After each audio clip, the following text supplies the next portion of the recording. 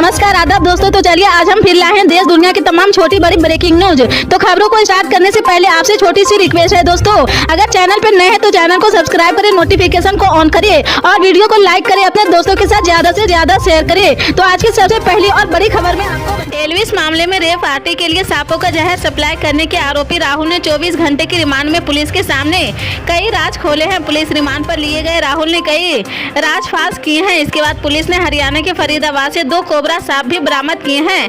पता चला कि पकड़े गए सांपों को रखने के लिए फरीदाबाद में गोदाम बनाया गया था और वहीं पर सांपों का जहर निकाला जाता था।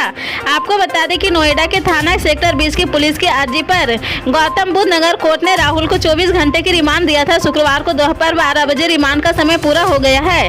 रिमांड पर लेने के बाद पुलिस की अलग अलग टीमों ने राहुल से गहन पूछताछ की है। पूछताछ में पता चला कि हरियाणा के फरीदाबाद के एक गांव में स्थित एक गोदाम में सांपों को रखा जाता था और गोदाम में ही सांपों का जहर निकालकर रेप पार्टियों में सप्लाई किया जाता था। रिमांड की अतिथि के कारण पुलिस राहुल को लेकर फरीदाबाद के उस गांव में गई है जहां पर सांपों को रखा जाता था। यहां से पुलिस ने 2 कोबरा सांप भी बरामद किए हैं। इन दोनों सांपों को मेडिकल परीक्षण कराए जाने के बाद वन विभाग की टीम को सौंप दिया जाएगा।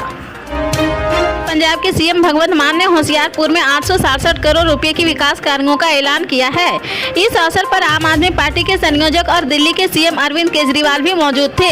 केजरीवाल ने इस कार्यक्रम को संबोधित करते हुए कहा कि जो काम आजादी के बाद की सरकारों ने 75 वर्षों में पंजाब के लिए नहीं किया है वो आपकी सरकार 5 वर्षों में करके दिखाएगी। सीएम केजरीवाल ने कहा कि सीएम भगवंत मान 867 करोड़ रुपए का पैकेज लेकर आए हैं। किसी भी सरकार ने इतना बड़ा पैकेज होशियारपुर को नहीं दिया है जितना यह सरकार दे रही है। इसके जरिए अस्पताल बनेंगे, मोहल्ला क्लिनिक बनेंगे, पानी की सप्लाई के प्रोजेक्ट बनेंगे, सीवेज ट्रीटमेंट प्लांट बनेंगे, सड़कें बनेगी, मैदान बनेंगे। होशियारपुर के लिए शानदार पैकेज का ऐलान किया जा रहा है। उत्तर प्रदेश में पावर कॉर्पोरेशन और उसकी सहयोगी वितरण कंपनियों ने अपने कर्मचारियों और पेंशनरों को बड़ी खुशखबरी दी है। दरअसल यूपी पावर कॉर्पोरेशन ने आदेश जारी करते हुए बिजली कर्मचारियों और पेंशनरों को महंगाई भत्ते में 4% की वृद्धि कर दी है, जिसके चलते अब पावर कॉर्पोरेशन के कर्मचारियों और पेंशनरों का डीए 46% हो गया है। यूपी पावर कॉर्पोरेशन की ओर से इतनी बड़ी राहत मिलने के बाद तकरीबन 1,35,000 से ज्यादा कर्मचारी और पेंशनर को इसका लाभ मिलेगा। पावर कॉर्पोरेशन के कर्मचारियों और पेंशनरों को अब तक वेतन का 42% ही महंगाई भत्ता मिल रहा था, जिसे बढ़ाकर अब 46% कर दिया गया है। फिलहाल महंगाई भत्ते में यह बढ़ोतरी इस साल जुलाई से होगी, जिसे इस महीने के वेतन के साथ दिया जाएगा। मौजूदा समय में पावर कॉर्पोरेशन में पेंशन पाने वालों की संख्या तकरीबन 1 लाख से ज्यादा है, तो वहीं नियमित कर्मचारियों और अधिकारियों की संख्या 35,000 तक है। फिलहाल आदेश के बाद अब पावर कॉर्पोरेशन के राज्य कर्मचारियों, सहायता प्राप्त शिक्षण और शिक्षण संस्थाओं, यूजीसी कर्मचारियों, कार्य प्रभारित कर्मचारियों और पेंशनरों को उनके मूल वेतन के 46% की दर से महंगाई भत्ता दिया जाएगा। भारतीय सशस्त्र बलों को ऐसे माहौल में काम करना होगा जो भू राजनीतिक घटना और प्रौद्योगिकियों की प्रगति के कारण तेजी से बदल रहा। इसके लिए संगठनात्मक ढांचे के साथ साथ मानसिकता में लचीलेपन का आवश्यकता होगी। Chief of defence staff general Anil Chauhan ने शनिवार को यह बात कही है। सिनर्जिया कॉन्क्लेव 2023 में ग्लोबल फ्यूचर सिक्योरिटी चैलेंज पर मुख्य भाषण देते हुए उनको कहा कि आज तो रास्ता अपनाया गया है, वह तय करेगा कि भारत 2047 में कहाँ होगा। जनरल चौहान ने कहा कि भारतीय सशस्त्र बलों को ऐसे माहौल में काम करना होगा जो भू राजनीतिक घटना और प्रौद्योगिकी में प्रगति के कारण तेजी से बदल रहा। उन्होंने कहा कि इसके लिए हमारे संगठनात्मक ढांचे के साथ साथ हमारी मानसिकता पे लचीलापन की आवश्यकता होगी। एक व्यापक दृष्टिकोण की आवश्यकता पर प्रकाश डालते हुए चौहान ने कहा कि हमें इस बदलाव के साथ साथ आगे या बराबर रहने के लिए अन्य देशों के साथ सैन्य मामलों में एक संपूर्ण क्रांति शुरू करने में सक्षम होना चाहिए। गाजा पर इजरायली हमले को लेकर तुर्की के राष्ट्रपति रेसेप तैयब एर्दोगन ने कहा कि जिस तरीके से इजरायल नागरिकों को निशाना बना रहा उसे पता होना चाहिए कि ये सब तौरात में नहीं लिखा है। तौरात यहूदी धर्म में माने जाने वाले हिब्रू बाइबल की पहली 5 किताबों का संकलन है। इस किताब को यहूदियों के अलावा ईसाई भी मानते हैं। हालांकि तौरात का जिक्र इस्लाम की धार्मिक किताब कुरान में भी किया गया है।